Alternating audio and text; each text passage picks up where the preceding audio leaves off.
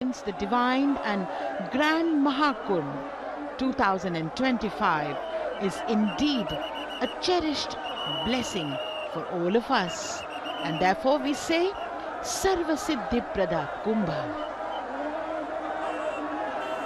जी हाँ, सर्व सिद्धि प्रदाय है ये कुंभ, और इस कुंभ में मकर संक्रांति का अमृत स्नान सर्वार्थ सिद्धि योग बन रहा है। सूर्य नारायण के दर्शन नहीं हो पा रहे हैं। ஓம் நமோ வெங்கடேஷாய அகிலாண்ட கோட்டி பிரம்மாண்ட நாயக்கா கோவிந்தா கோவிந்தா. பக்தர்களே, வெங்கடாத்ரி சமம் ஸ்தானம் பிரம்மாண்டே நாஸ்தி கிஞ்சன வெங்கடேஷோ சமோ தேவோ நபுதோ ந பவிஷ்யதி என்று சேவிப்போம். முற்காலத்திலோ பின்வரும் காலத்திலோ இந்த பிரபஞ்சத்தில் வெங்கடாத்ரி ஸ்தலம் போல் ஒரு புனித இடம் கிடையாது. எந்த காலத்திலும் பகவான் ஸ்ரீ வெங்கடேஷனுக்கு நிகர் எந்த கடவுளும் இல்லை. அப்படிப்பட்ட அந்த புண்ணிய க்ஷேத்திரமான பிரயாகராஜ் என்கிற அந்த க்ஷேத்திரத்திலிருந்து நேரடி ஒளிபரப்பை நாம் இப்பொழுது சேவித்துக் கொண்டுள்ளோம். மகா கும்ப மேளம். மகா கும்ப மேளம் என்பது இந்தியாவில் நடைபெறும் மிக பிரம்மாண்ட விழாக்களில் முதன்மையாகும். கும்பமேளா பற்றி பலருக்கும் முழு விபரங்கள் தெரியாமல் இருக்கலாம். ஆனால் இந்த விழா எதற்காக நடக்கிறதோ என்பது கூட பலருக்கும் தெரியாது. ஆனால் இதனுடைய சிறப்பு அவ்வளவு மிகவும் உயர்ந்தவை. அதாவது மகா கும்பமேளா அன்று என்ன செய்ய வேண்டும் தெரியுமா? மகா கும்பமேளாவில் கலந்து கொள்ள முடியாதவர்கள் என்ன செய்யலாம் என்றால், அப்படி மகா கும்பமேளாவில் கலந்து கொண்டால் என்ன பலன் கிடைக்கும் என்றும் நாம் தெரிந்து கொள்ளலாம். உலகில் மிக பெரிய விழாவாகவும் அதிகமான மக்கள் கூடும் விழாவாகவும் அங்கரிக்கப்பட்டுள்ள விழாதான் இந்தியாவின் பிரயாக்ராஜில் நடைபெறும் கும்பமேளா. சந்நியாசிகள், துறவிகள், சாமானிய மக்கள், ஆண்கள், பெண்கள், வேத பண்டிதர்கள் என கோடிக்கணக்கான மக்கள் கலந்து கொள்ளும் திருவிழாவாக கும்பமேளா கருதப்படுகிறது. கும்பமேளா திருவிழா ஹரித்வார், பிரயாக்ராஜ், உஜ்ஜயினி மற்றும் நாசிக் ஆகிய 4 இடங்களில்தான் நடத்தப்படும். இருந்தாலும் பிரயாக்ராஜில் நடைபெறும் கும்பமேளா மிகவும் பிரசித்தி பெற்றதாகும். இதோ பக்தர்கள் அனைவரும் கூட எங்கெங்கோ இருந்து வந்து அந்த கும்பமேளாவில் கலந்து கொண்டு அந்த பகவானுடைய ஆசியை பெற்று கொண்டு உள்ளார். நாமும் கூட வீட்டில் இருந்தபடியே ஸ்ரீ வெங்கடேஸ்வரா பக்தி தொலைக்காட்சியின் மூலம் தரிசிப்போம். கங்கே ச யமுனே சைவ கோதாவரி சரஸ்வதி நர்மதே சிந்து காவேரி ஜலேஸ்மின் சந்நிதிம் குரு என்று சேவிப்போம். மொத்தம் 4 வகையான கும்பமேளாக்கள் உள்ளன. அதாவது அர்த்த கும்பமேளா, பூர்ண கும்பமேளா, மகா கும்பமேளா என்று. இவை ஒவ்வொன்றுக்கும் வித்தியாசம் உள்ளது. அர்த்த கும்பமேளா என்றால் 6 வருடங்களுக்கு ஒரு முறை நடத்தப்படும். அதுவும் ஹரித்வார் மற்றும் பிரயாக்ராஜில் நடத்தப்படுமாம். பூர்ண கும்பமேளா என்றால் 12 ஆண்டுகளுக்கு ஒரு முறை ஹரித்வார், பிரயாக்ராஜ், நாசிக், உஜ்ஜயினி ஆகிய 4 இடங்களிலும் நடத்தப்படும். மகா கும்பமேளா என்றால் ஆண்டுதோறும் ஜனவரி மற்றும் பிப்ரவரி மாதங்களில் நடத்தப்படும். இது பிரயாக்ராஜில் மட்டுமே நடத்தப்படும். இதை சேட்டா கும்பமேளா என்றும் சொல்லுவதுண்டு. மகா கும்பமேளா இதுதான் 144 ஆண்டுகளுக்கு ஒரு முறை நடத்தப்படுவது. அதாவது 12 பூர்ண கும்பமேளாக்களுக்கு பிறகு நடத்தப்படும். இது பிரயாக்ராஜில் மட்டுமே நடத்தப்படும்.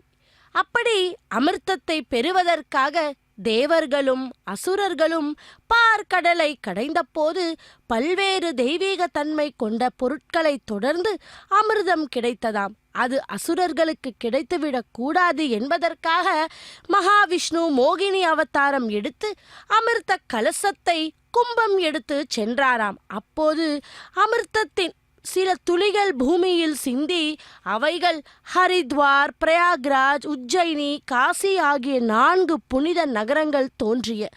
இதன் நினைவாக கொண்டாடப்படுவதுதான் கும்பமேளா ஆகும். கும்பமேளா அன்று திரிவேணி சங்கமத்தில் புனித நீராடுவது மிக மிக சிறப்புடையதாம். அப்படி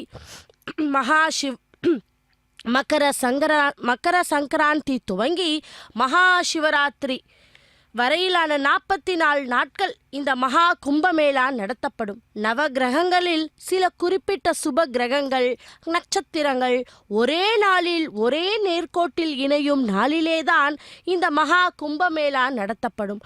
அப்படி ஒரு அற்புதமான நாள் இந்த ஆண்டு வந்தது. அதான் ஜனவரி 13ஆம் தேதி துவங்கி பிப்ரவரி 26ஆம் தேதி வரை நடைபெறும்.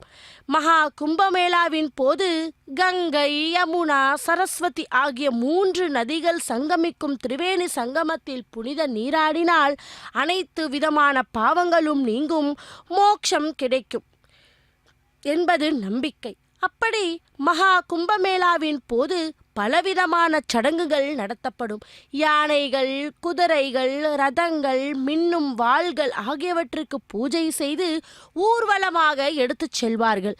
ஜனவரி 13ஆம் தேதி பௌர்ணமி ஸ்நானத்துடன் துவங்கும் மகா கும்பமேளாவில் ஜனவரி 15ஆம் தேதி மக்கர சங்கராந்தி ஸ்நானம், ஜனவரி 29இல் அமாவாசை ஸ்நானம், பிப்ரவரி 3இல் வசந்த பஞ்சமி ஸ்நானம், பிப்ரவரி 12இல் மகி பௌர்ணமி ஸ்நானம், பிப்ரவரி 26ஆம் தேதியில் மகா சிவராத்திரி ஸ்நானம் ஆகியவற்றுடன் மகா கும்பமேளா இந்த ஆண்டு நிறைவேற உள்ளது.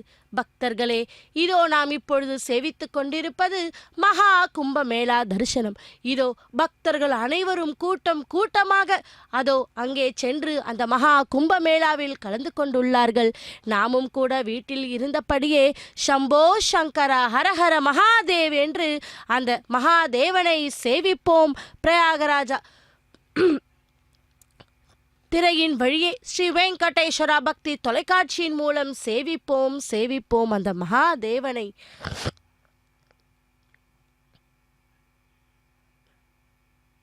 இந்த ஆண்டு மகா கும்பமேளாவில் 35 முதல் 40 கோடி வரையிலான மக்கள் கலந்து கொள்ளலாம் என எதிர்பார்க்கப்படுகிறது. ஏற்கனவே அகோரிகளும் சாத்துக்களும் துறவிகளும் பிரயாக்ராஜில் குவிய துவங்கிவிட்டனர். கலாச்சார நிகழ்ச்சிகள், கண்காட்சிகள், உணவு கடைகள் என கோலாகலமாக நடைபெற இந்த மகா கும்பமேளாவில் கலந்து கொண்டு கோடிக்கணக்கானவர்கள் புனித நீராட உள்ளனர். இதனால் பிரயாக்ராஜ் முழுவதும் பலத்த பாதுகாப்பு ஏற்பாடு மற்றும் கட்டுப்பாட்டுகள் நடத்தப்பட்டு கொண்டிருக்கிறது. 144 வருடங்களுக்கு ஒருமுறை நடைபெறும் மகா கும்பமேளாவில் கலந்து கொண்டு நாமும் புனித நீராடினால் நம்முடைய பாவங்கள் நீங்கி மோட்சம் கிடைக்கும் என்பது நம்பிக்கை. பக்தர்களே, பிரயாக்ராஜ் செல்ல முடியாதவர்கள் தங்கள் பகுதியில் உள்ள புனித நதிகள், திரிவேணி சங்கமங்களில் புனித நீராடி மகா கும்பமேளாவில் கலந்து கொண்ட பலனை பெறலாம். இதோ அந்த மகா கும்பமேளா உடைய தரிசனத்தை தான் நாம் இப்பொழுது இந்த திரையின் வழியே தரிசித்து கொண்டுள்ளோம் அல்லவா? இதோ தரிசிப்போம் அந்த மகா கும்பமேளாவை.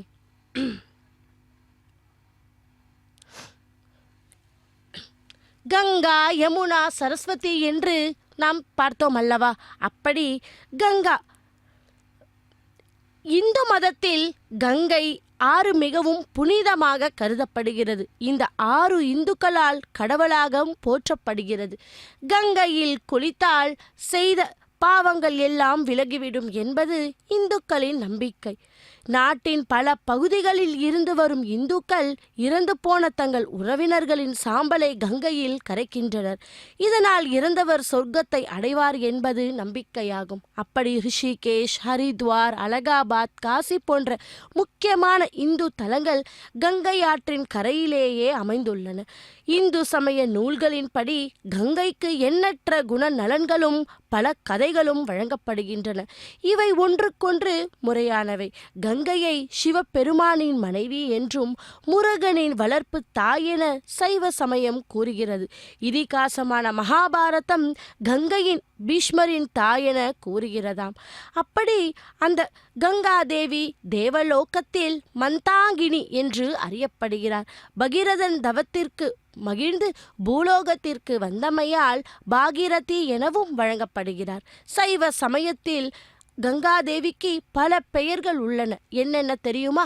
கங்கை அம்மன், ஜானவி, பூலோக கங்கை, பாதாள கங்கை, திரிபாதகை, தேவி நதி, மந்தாகினி, வரநதி, உமைசுர நதி, தசமுக்கை நதி, சிரநதி, தெய்வ நதி, விமலை, பாலகங்கா, நீலகங்கா, காளிகங்கா, பானகங்கை, போகவதி என்று.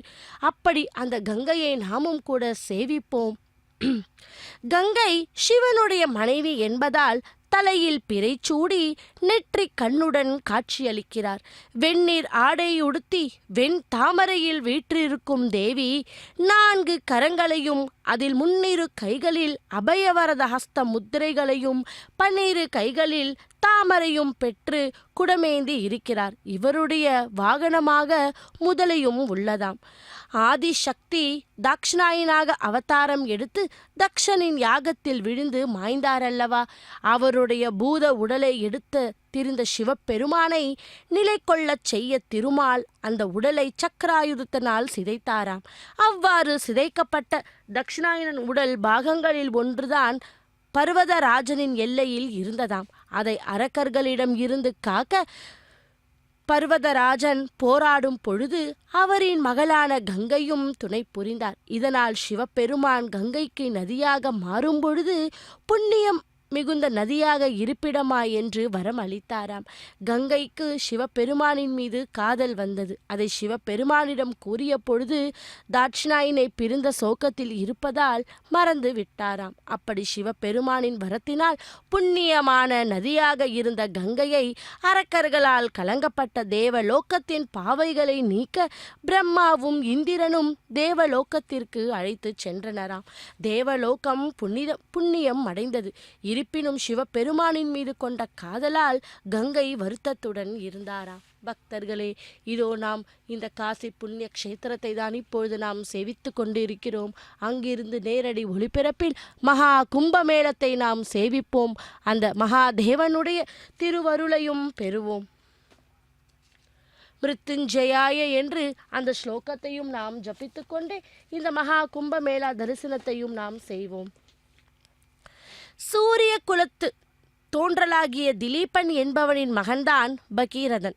தன் மூதையாதர்கள் சாபத்தால் இறந்த செய்தியை வசிட்டர் வாயிலாக கேள்விப்பட்டு அவர்களை நற்கதி அடைய பிரம்மனை நோக்கி 10,000 ஆண்டுகள் தவம் புரிந்தானாம். பிரம்மனோ, நீ கங்கையையும் சிவனையும் நோக்கி தவம் செய்து கங்கையை கொண்டு அவர்களின் சாம்பலை நனைத்தால் அவர்களுக்கு நற்கதி கிடைக்கும் என்று கூற அவ்வாறே செய்தானாம். கங்கை பகீரதன் முன் தோன்றி, நான் வருவதற்கு தடையொன்றும் இல்லை, என் வேகத்தை தாங்கிக் கொள்வர் உண்டாயின் என்றால் உடனே பிரம்மதேவன் பகீரதனிடம் சிவனாரை நோக்கி தவம் புரியும்படி கட்டளையிட்டாராம். பிரம்மன் கட்டளைப்படி சிவனாரை நோக்கி தவம் புரிந்தார். சிவனாரும் பகீரதன் முன் தோன்றி கங்கையின் வேகத்தை தாங்கிக் கொள்வதற்காக கூறினாராம்.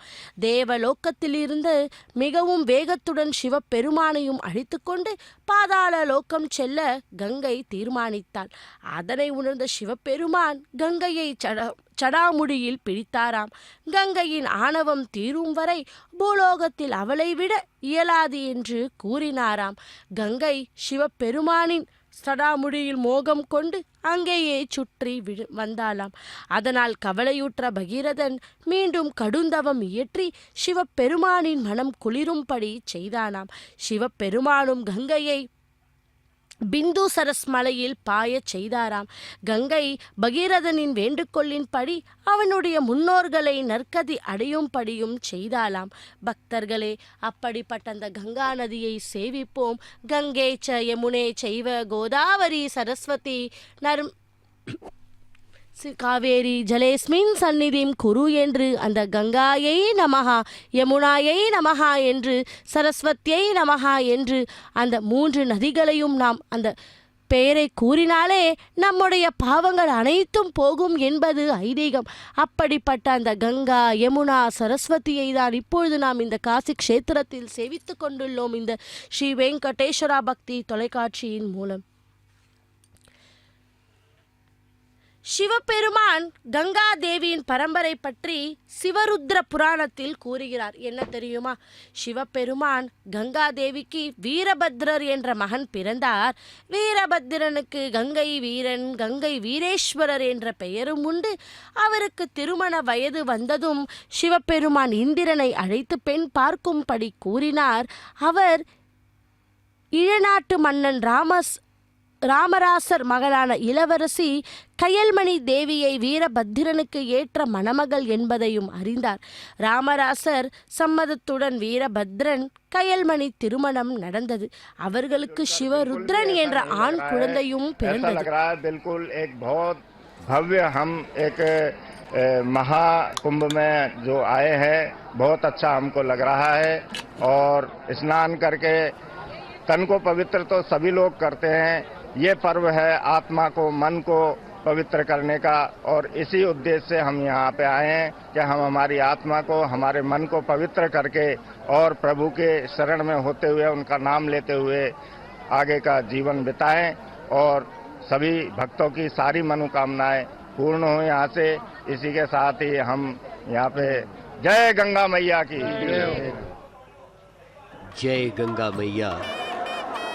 अलग अलग दिशाओं से, अलग अलग शहरों से श्रद्धालु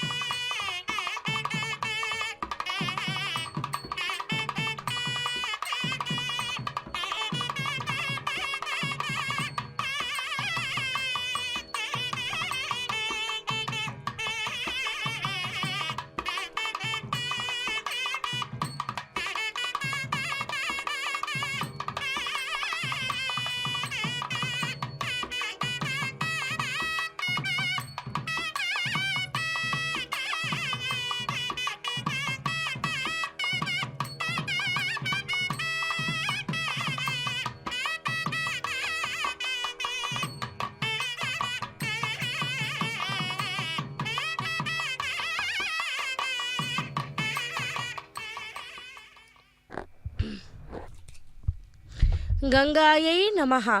देवी सुरेश्वरी भगवती गंगे त्रिभुवन धारिणी तरल तरंगे शंकर मौलिनी वासिनी विमले மம மதிராசதாம் தவ பத கமலே என்று அந்த கங்கா தேவியை சேவிப்போம். பக்தர்களே, இந்து சமயத்தின் இதிகாசமான மகாபாரதத்தில் கங்கை வருணனின் மனைவியாகவும் பீஷ்மரின் அன்னையாகவும் சித்தரிக்கப்படுகிறது. தேவலோக நதியான கங்கையும் தேவர்களும் சத்திய லோக்கத்தில் பிரம்மனை தரிசிக்கச் சென்றாராம். அப்பொழுது வருண தேவன் தன்னுடைய சக்தியினால் மெல்லிய காற்றினை வீச்ச செய்தானாம். அந்த காற்றில் கங்கையின் மேலாடை விலகியது. அதை கண்டு திகைத்த தேவர்கள் அதை காணாமல் கீழ் நோக்கினர். வருணன் இந்த செயலினை கண்ட பிரம்மா கோபம் அடைந்தார். அதனால் வருணனை பூலோகத்தில் மனிதனாக பிறக்கும்படி சாபமிட்டாராம். அத்துடன் மேலாடை சரி செய்யாத கங்கையும் பூலோகத்தில் பெண்ணாக பிறக்கவும் மனிதனாக பிறக்கும் வருணனை திருமணம் செய்து கணவனுக்கு பிடிக்காத செயல்களை செய்வாய் எனவும் சாபமிட்டாராம். இதனால் வருந்திய கங்கை சாப விமோசனம் கேட்டாராம். அதனால் மனமிறங்கிய பிரம்மா கணவனுக்கு பிடிக்காத செயல்களை செய்து பிரம்மாவின் சாபத்தின் படியே வருணன் சாந்தனு மகாராஜாவுக்கு பிறந்தார். கங்கையை கண்ட சந்தனு அவளின் மீது காதல் கொண்டு அவளை திருமணம் செய்து கொள்ள விரும்பினார். அதற்கு கங்கை தன்னுடைய செயல்களை ஏன் என்று கேள்வி கேட்கக்கூடாதென்று ஒரு நிபந்தனை திருமணத்திற்கு சம்மதம் தெரிவித்தாளாம். கங்கை மீதிருந்த காதலால் அந்த நிபந்தனத்தை சந்தனு வடிவில் இருந்த வருணம் ஏற்றாராம். இவருக்கு திருமணமும் நடந்து ஒரு குழந்தையும் பிறந்தது. கங்கை அந்த குழந்தையை எடுத்துச் சென்று ஆற்றில் முழுகச் செய்தாளாம். சந்தனு கங்கையுடைய நிபந்தனையின் காரணமாக எதையும் கேட்காமலே அமைதியாக இருந்தாராம். ஆனால் அடுத்தடுத்து பிறந்த 6 குழந்தைகளையும் கங்கை ஆற்றில் மூழ்கடித்தார். 7வது குழந்தை பிறந்தது. அந்த குழந்தையும் ஆற்றில் மூழ்கடிக்கச் சென்றபோது அந்த கொடுமை தாங்காமல் சந்தனு ஏன் அவ்வாறு செய்கிறாய் என்று கேட்டாராம். கங்கையின் சாபம் விலகியது. அவள் பிரம்மதேவனின் சாபத்தினையும் அதன் பிறகு நிகழ்ந்தவற்றையும் விளவினாளாம். பக்தர்களே, இதோ நாம் பிரயாக்ராஜ் அந்த புண்ணிய க்ஷேத்திரமான அந்த க்ஷேத்திரத்திலிருந்து நேரடி ஒளிபரப்பில் மகா கும்பமேளாவை நாம் இப்போது சேவித்து கொண்டிருக்கிறோம். இந்த ஸ்ரீ வெங்கடேஸ்வரா பக்தி தொலைக்காட்சியின் மூலமாக தேவலோக நதியான கங்காதேவி பகீரதனின் தவத்தினால் பூலோகத்திற்கு வந்தது வைகாசி மாதத்தின் வளர்ப்பிறை 10ஆம் நாளாம். இந்நாளை கங்கா தசரா என்ற பெயரில் விழாவாக கொண்டாடுகிறார். இந்த நாளை பாகர தசமி என்றும் அழைக்கப்படுகிறது. அப்படி சிவபெருமான் கங்கைக்கு புனிதமான மதப்பினை தந்தார். அவ்வரத்தினால் கங்கை நதியில் குளிப்பவர்களுக்கு பாவங்கள் தொலையுமாம். இதனால் பூலோக மனிதர்கள் அனைவரும் அனைத்து பாவங்களிலிருந்தும் விடுபட சொர்க்கத்தினை அடைவார்களோ என்ற வருத்தம் கொண்டார் நாரத முனிவர். தன்னுடைய எண்ணத்தினை கைக்கலையில் பார்வதி தேவியிடம் கூறினாராம். என்ன தெரியுமா? பார்வதி தேவிக்கும் அதே சந்தேகம் ஏற்பட்டது. அதனை அறிந்த சிவபெருமான் ஒரு உபாயம் கூறினாராம். அதன்படி கங்கை நதிக்கரையில் சிவபெருமானும் பார்வதியும் மானுட ரூபம் கொண்டு சென்றார். வயதானவரான சிவபெருமானும் பாமர பெண்ணாக பார்வதியும் மாற்றுருவில் நதியில் குளிக்கும் பொழுது மிக பெரிய ஒரு வெள்ளம் வந்தது. நீச்சல் தெரிந்த அந்த பெண் கரையை அடைந்தாள். தன்னுடைய கணவன் நீரில் மாட்டிக்கொண்டதைக் கண்டு அருகிலுள்ள அனைவரையும் காக்கும்படி வேண்டினாளாம். சிலர் வயதானவரை காப்பாற்றச் சென்றார். ஆனால் அவர்களை தடுத்த அந்த பெண் அவர்களில் பாவம் செய்யாதவர் மட்டுமே தன்னுடைய கணவனை காப்பாற்ற வேண்டும் என்றாளாம். அனைவரும் சிலையாக நின்றனர். ஒரு இளைஞன் மட்டும் கங்கை நீரில் முழுகி தன்னுடைய பாவங்களை தீர்த்து அவள் கணவனை காப்பாற்றினாள். கங்கையில் மூழ்கி அனைவரது பாவங்களையும் தீர்க்கலாம் என்னும் பொழுதும் அதனை முழுமையாக நம்பிய இந்த இளைஞனை போல் உள்ளவர்கள் மட்டுமே இந்த கங்கையில் பாவங்களை தீர்க்க இயலும் என்பது நம்பிக்கையாய் வந்ததாம். பக்தர்களே, அப்படி சைவ சமயத்தில் கங்கை சிவபெருமானின் மனைவியாகவும் சிவபெருமானின் அடையாளங்கள் ஒன்றாகவும் அறிவிக்கப்படுகிறது. அத்துடன் சிவருத்ர புராணம் என்னும் நூல் வீரபத்ரனை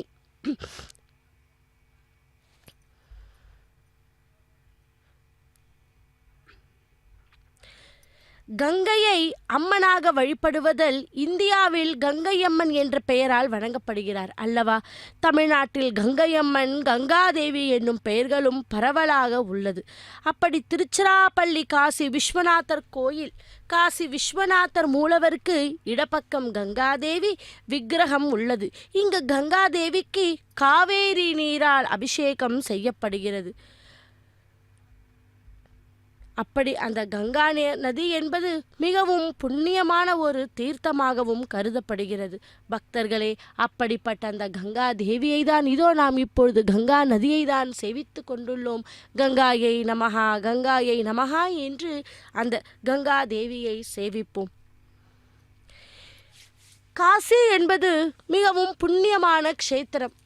அப்படி காசி என்றும் பெனாரஸ் என்றும் அழைக்கப்படும் வாரணாசி இந்தியாவின் உத்தரப்பிரதேச மாநிலத்தில் மாநகராட்சி மன்றத்துடன் கூடிய நகரமாகும். வாரணாசி என்ற பெயர் இந்நகருக்கு சூட்ட காரணமாக வருணா ஆகும். அசியாரும் வடக்கிலிருந்தும் தெற்கிலிருந்தும் பாய்ந்து பின் இந்த நகரில் கங்கை ஆற்றில் ஒன்று கூடுவதால் வாரணாசி என்ற பெயர் ஏற்பட்டதாம். ருக்வேதத்தில் இந்த நகரை அறிவு தரத்தக்க ஒளி பொருந்திய நகரம் என்றும் காசி என்னும் கூறுகிறார். பக்தர்களே, அப்படிப்பட்ட அந்த பிரயாக்ராஜ் என்கிற புண்ணியமான க்ஷேத்திரத்தை தான் இப்பொழுது நாம் தரிசித்து கொண்டுள்ளோம். மகா கும்ப மேளாவில் பக்தர்கள் அனைவரும் கூட்டமாக வந்து அந்த மகா கும்ப மேளாவில் கலந்து கொண்டு கங்கை நதியில் நீராடி அவரது பாவங்களை போக்கு கொண்டு இருக்கிறார்கள். நாமும் கூட அங்கே போக முடியவில்லை என்றாலும் இதோ இந்த திரையின் வழியே அந்த நதியை தரிசிப்போம். அந்த கங்காதேவி நாமத்தை ஸ்மரணம் செய்வோம். அந்த கங்காதேவியினுடைய பலனையும் பெறுவோம். கங்காயை நமஹா என்று இரு கரம் கூப்பி அந்த நதியை நாமும் நமஸ்கரிப்போம். கங்கே ச யமுனே சைவ கோதாவரி சரஸ்வதி நர்மதே சிந்து காவேரி ஜலேஸ்மின் சந்நிதிம் குரு என்று அந்த கங்கா நதியை சேவிப்போம்.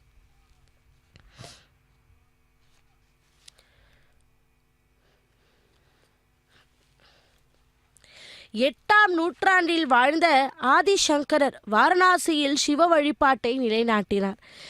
மகத பேரரசு காலத்தில் வாரணாசி நகரம் தக்ஷசீலத்திற்கும் பாடலிபுத்திர நகருக்கும் சாலை வழி போக்குவரத்தாக இருந்ததாம். இங்கு இஸ்லாமியர் ஆட்சி காலத்தில் வாரணாசி நகரம் 3 நூற்றாண்டுகளாக பொழிந்துவிட்டு காணப்பட்டதாம். அப்படிப்பட்ட அந்த காசி க்ஷேத்திரம் என்பது புண்ணியமான க்ஷேத்திரம். அந்த க்ஷேத்திரத்தில் மகா கும்ப மேளாவை தான் இப்பொழுது நாம் தரிசித்து கொண்டுள்ளோம். மொகலாய மன்னர் அக்பர் வாரணாசியில் சிவன் மற்றும் விஷ்ணுவிற்கு 2 கோவில்களை எழுப்பினர்.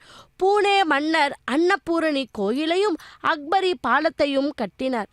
இந்த நகருக்கு புனித பயணம் மேற்கொள்வோரின் வருகை 16ஆம் நூற்றாண்டு வாக்கில் பதிவு செய்யப்பட்டுள்ளதாம்.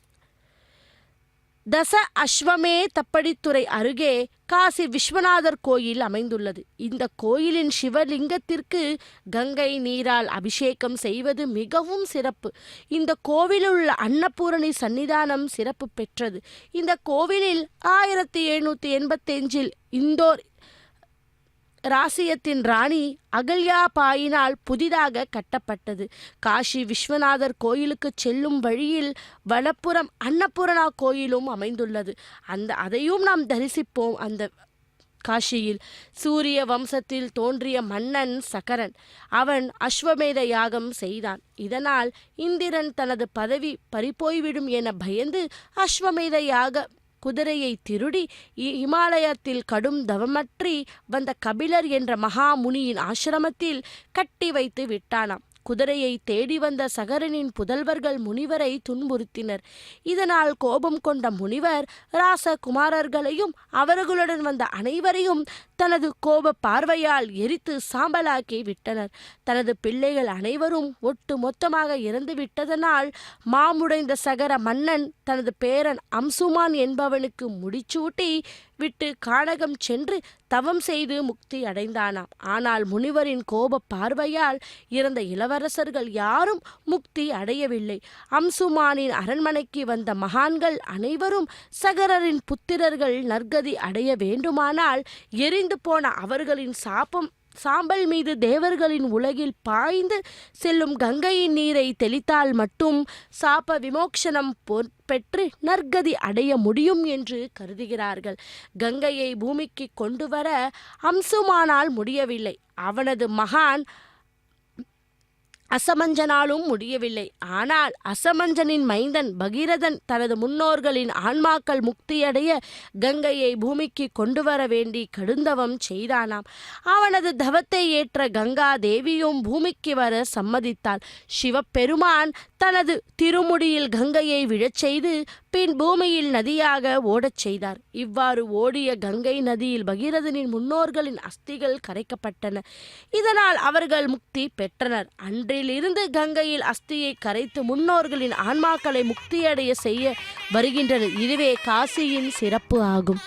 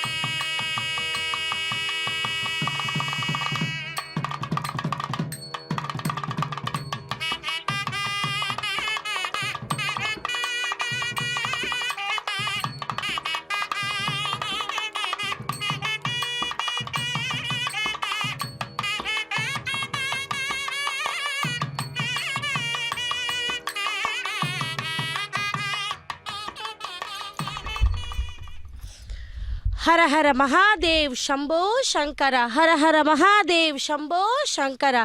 பக்தர்களே, கும்பமேளா என்பதை கிண்ணத் திருவிழா என்றும் கூறுவார்கள். இது ஒவ்வொரு 12 ஆண்டுகளுக்கு ஒரு முறை 4 இடங்களில் கொண்டாடப்படும் மகா கும்பமேளா. இந்தியாவின் அகலாபாத், ஹரித்வார், உஜ்ஜைன் மற்றும் நாசிக் ஆகிய 4 ஊர்களில் உள்ள ஆற்றுப்படுகையில் நடைபெறும். திரிவேணி சங்கம் என்பது கங்கை, யமுனா ஆறுகளும் கண்ணுக்கு புலப்படாத சரஸ்வதி ஆறும் கூடும் இடமாகும். இந்த 3 ஆறுகளின் கூடல் அலகாபாத்தில் பிரயாக்ராஜில் நடைபெறுகிறது. 12 ஆண்டுகளுக்கு ஒரு முறை அலகாபாத் திரிவேணி சங்கமத்தில் நடைபெறும் கும்பமேளா முழு, அதாவது பூரண கும்பமேளா எனப்படும். மற்ற இடங்களில் நடைபெறும் கும்பமேளாவை விட இது மிகவும் பிரசித்தி பெற்றது. 12வது முழு பூரண கும்பமேளா, அதாவது 144 ஆண்டுகளுக்கு ஒரு முறை நடக்கும் கும்பமேளா மகா கும்பமேளா எனப்படும். மகா கும்பமேளா மேளாவே உலகில் அதிக அளவு மக்கள் ஒன்று கூடும் திருவிழாவாம். வேத நம்பிக்கையின்படி சாகாவரம் தரக்கூடிய அமிர்தம் என்ற பானத்தின் துளிகள் வானில் கடவுள் திருமாலின் வாகனமான கருடன் சுமந்து சென்ற பானையில் இருந்து கும்பம் இந்த 4 இடங்களில் விழுந்தன என்று இந்துக்கள் நம்புகிறார்கள். இதனால் அந்த இடங்களில் கும்பமேளா நேரத்தில் நீராடுவது தங்கள் அக புற அழுக்குகளை நீக்கும் என்றும் நம்புகிறார்கள். பக்தர்களே, கும்பமேளா திருவிழா பிரயாகில் அகலாபாத் மகா மாதத்தில் நடைபெற்று கொண்டுள்ளது. அதாவது ஜனவரி பிப்ரவரி என்று. பலர் அமாவாசை நாளில் நீராடுவது மிகுந்த பலனை அளிப்பதாக நம்பிக்கையுடன் உணர்வார்கள். வியாழன் கோள் ரிஷப ராசியில் உள்ளபோது சூரியனும் சந்திரனும் மகர ராசியில் இருக்கின்ற இந்த அமைப்பே அமாவாசை நாளாகும். ஹரித்வாரில் பால்குண மற்றும் சைத்ரா ஆகிய மாதங்களில் சூரியன் மேஷ ராசியில் செல்லும் போது சந்திரன் தனது ராசியிலும் வியாழன் கும்ப ராசியிலும் உள்ள போது கும்பமேளா நடைபெறுகிறது. உஜ்ஜைன் பகுதியில் இந்த விழா வைகாசி மாதத்தில், அதாவது மே மாதத்தில் சூரியனும் சந்திரனும் தவிர மற்ற கோள்கள் துலா ராசியில் உள்ள போது சூரியனும் சந்திரனும் மேஷ ராசியில் வியாழன் கோள் சிம்ம ராசியில் இருக்குமாம். நாசிக் பகுதியில் நடைபெறும் கும்பமேளா சிரவண மாதத்தில், அதாவது ஜூலையில் சூரியனும் சந்திரனும் கடகராசியில் உள்ளபோது வியாழன் கோள் விருச்சிக ராசியில் உள்ள பொழுது நிகழுமாம். அப்படி மேலும் ஒரு வகை போதச்சுவை கொண்ட இனிய பானம் விண்ணுலகுக்கு, அதாவது சொர்க்கம் என்றழைக்கப்படும் இடத்திலிருந்து பூமியில் விழுகிறது என்றும் கூறுகிறார்கள். பக்தர்களே, 1000 ஆண்டுகளுக்கு முந்தைய காலத்தில் வேதங்கள் தலைத்தோங்கி இருந்தன. அந்த சமயம் ஒற்றுமையுடன் இருந்த தேவர்களும் அசுரர்களும் அமிர்த பானத்தினை க்ஷீரசாகர பார்க்கடலில் இருந்து எடுக்க முயற்சிக்கும் பொழுது அமிர்த பானம் இருந்த கிண்ணத்தினை அசுரர்கள் களவாடி செல்கின்றனர். இவர்களை துரத்தி செல்லும் தேவர்களும் 12 நாட்களும் 12 இரவுகளும், அதாவது வானுலகில் போர் செய்தனர். அந்த சமயம் வானுலகில் இருந்த அமிர்த பானம் சொட்டி பூலோகத்தில் இருந்த 4 இடங்களில் விழுந்தது எனவும், அதனால் கும்பமேளா ஒவ்வொரு 12 ஆண்டுகளும் இந்து சமயத்தினர் கொண்டாடப்படுகிறார் எனவும் ஐதீகம். ஒவ்வொரு 6 ஆண்டுகளுக்கு ஒரு முறை அரை கும்பமேளா கொண்டாடப்படுகிறது. இது அலகாபாத்திலும் ஹரித்வாரிலும் மட்டுமே நடைபெறும். 16 ஆண்டுகளுக்கு ஒரு முறை அலகாபாத்தில் முழு, அதாவது பூர்ண கும்பமேளா நடைபெறும். கங்கை, யமுனை மற்றும் மறைநதியான சரஸ்வதி கலக்கும் என்று நம்பப்படுகிற அகலாபாத்தின் திருவேணி சங்கமத்தில் உடல் முழுவதும் திருநீரு பூசியபடி மலர்மாலை மட்டுமே அணிந்தபடி நாக சாத்துக்கள் எனப்படும் நிர்வாண சாத்துக்கள் ஹரஹர மகாதேவ் ஹரஹர மகாதேவ் சம்போ சங்கரா சம்போ சங்கரா என்று கூவி மந்திர செய்தவாறே ஊர்மளவாக வந்து கடும் குளிராலும் புனித நீராடுகின்றனர். அதோ அதைதான் இப்பொழுது நாம் இந்த திரையின் வழியே தரிசித்துக் கொண்டுள்ளோம் அல்லவா?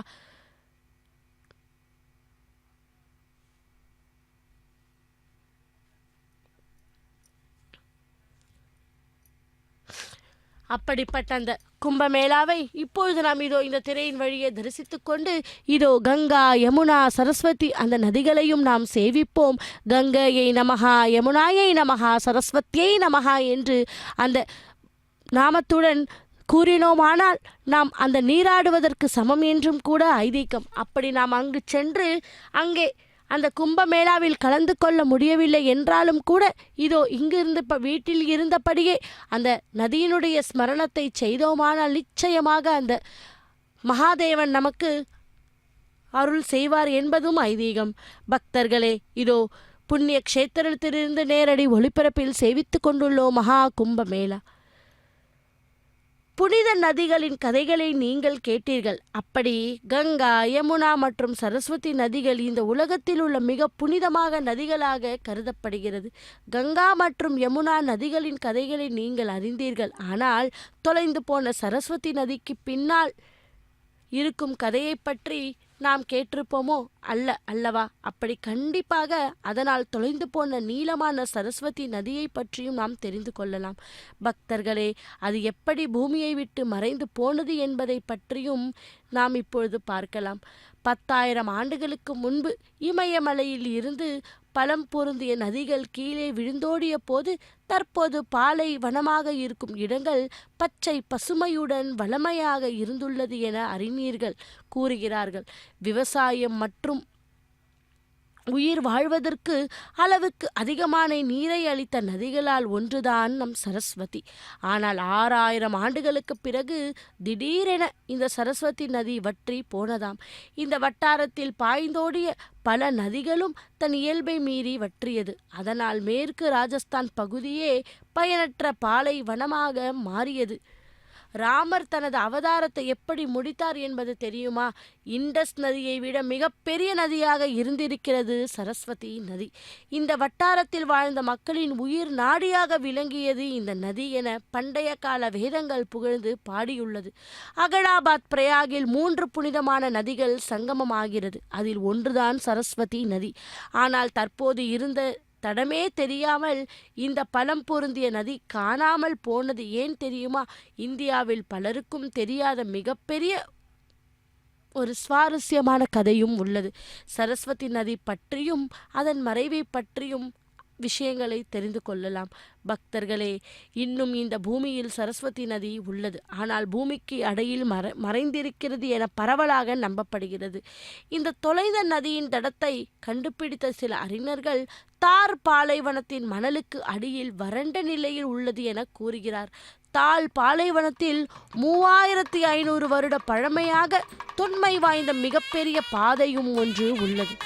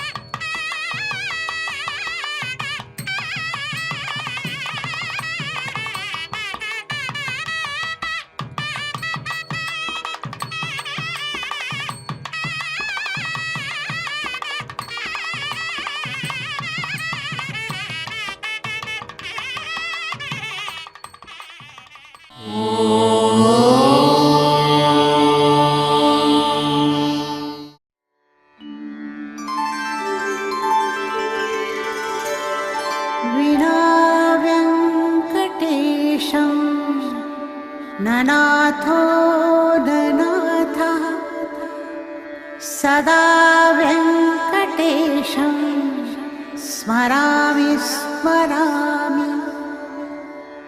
हरे वेङ्कटेश प्रसीद प्रसीद। प्रियं वेङ्कटेश प्रयच्छ प्रयच्छ।